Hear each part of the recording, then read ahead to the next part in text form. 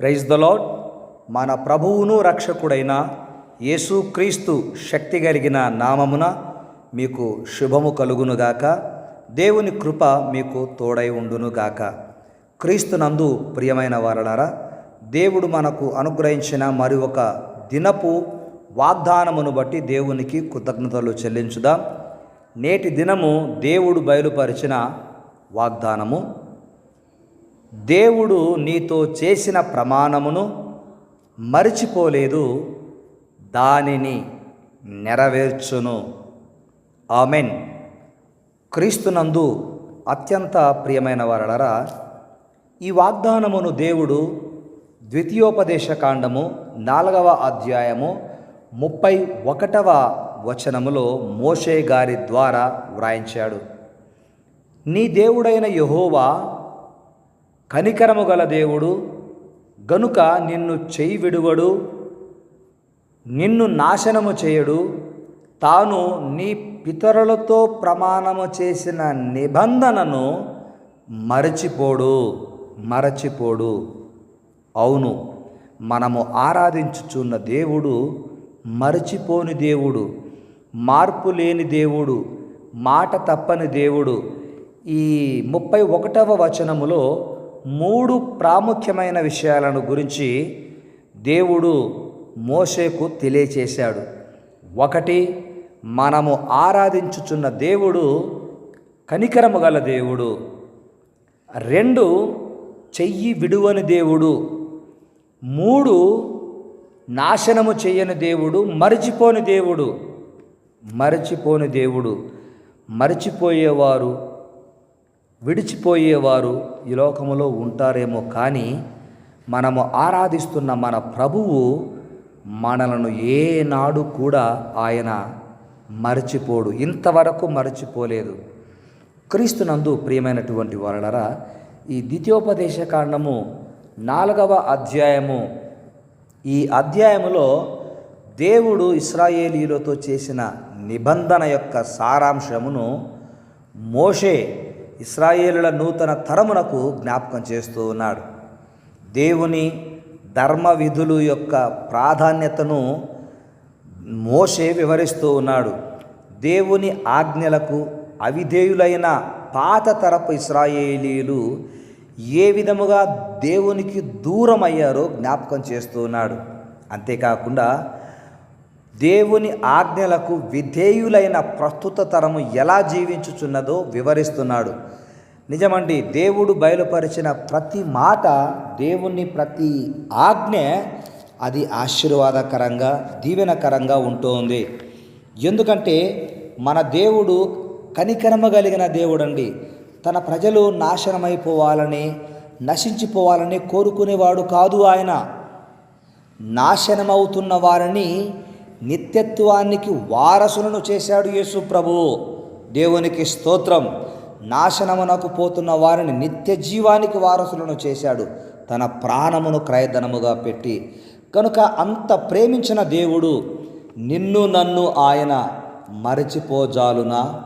మరచిపోడు. మరచిపోవడానికి ఆయన మానవుడు కాదు. గనక క్రీస్తునందు ప్రియమైన వారలారా, దేవుడు నేటి దినము బయలుపరిచిన ఈ వాగ్దానమును మనము జ్ఞాపకం చేసుకుంటూ ఉన్నప్పుడు ఆయన నిన్ను నన్ను మరచిపోని దేవుడని మనము ఆయనకు కృతజ్ఞతలు చెల్లించాలి. యెషయా గ్రంథము 49వ అధ్యాయములో 15వ వచనములో ఈ మాట ఉంది: స్త్రీ తన గర్భమున పుట్టిన బిడ్డను కరుణింపకుండా తన చంటి పిల్లను మరుచునా? వారైన మరుచుదురు గాని నేను నిన్ను మరువను.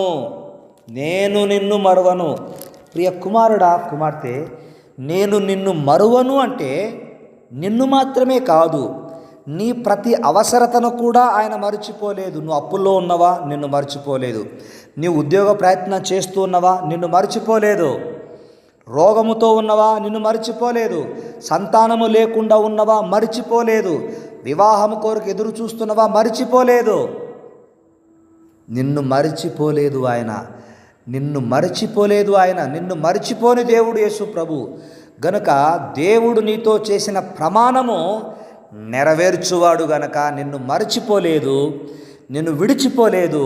నీకు చేసిన వాగ్దానము ఆయన నెరవేర్చును. యేసు ప్రభువు మనము ప్రార్థన చేస్తే మన ప్రార్థనకు ఆయన ప్రతిఫలం ఇస్తూ ఉన్నాడు. కనుక ప్రభువు నామమును బట్టి ప్రార్థన చేయి వారందరూ ప్రతిఫలం పొందుతూ ఉన్నారు, రక్షింపబడుతున్నారు. కనుక దేవుని మహాకృప చేత యేసు నామమున రక్షింపబడిన నీవు యేసుక్రీస్తు మహిమైశ్వర్యములో నుండి దేవుని ద్వారా ప్రతి ఈవిని, ప్రతి వరమును, ప్రతి దీవెనను పొందుదువుగాక. ఆమెన్. దేవుడు నీతో చేసిన ప్రమాణమును మరిచిపోలేదు, దానిని నెరవేర్చును. Amen, amen. ప్రార్థన చేసుకుందాం. మహాపరిశుద్ధుడు అయిన మా తండ్రి, మమ్మలను మిక్కిలిగా ప్రేమించిన మా దేవా, మీకు వందనాలు. మరిచిపోవడానికి నీవు మానవుడివి కాదు నాయనా, నీవు దేవుడవు గనక నా తండ్రి, ఈరోజు మీరు ఏమై ఉన్నారో మా బిడ్డల పట్ల, మా పట్ల జ్ఞాపకం చేశారు. నేను నీతో చేసిన ప్రమాణమును మర్చిపోలేదు, దానిని నెరవేర్చుదును.